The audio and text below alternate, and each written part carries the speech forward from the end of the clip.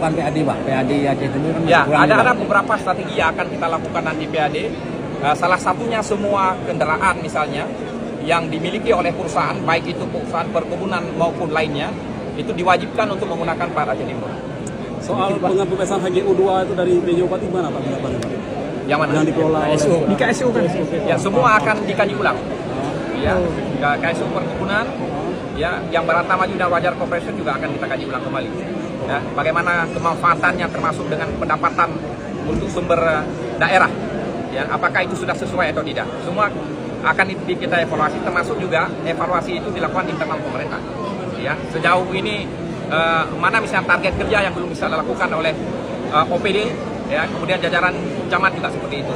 Satu lagi yang perlu kita tekankan, bahwa seluruh jajaran pemerintah, ya, mulai dari kantor di kabupaten maupun kecamatan dan sekolah-sekolah itu wajib bersih, ya, wajib bersih asri. Ya. Itu merupakan salah satu kita mendorong bagaimana teman-teman nanti bisa mempercepat atau apa namanya etos kerja di jajaran pemerintah.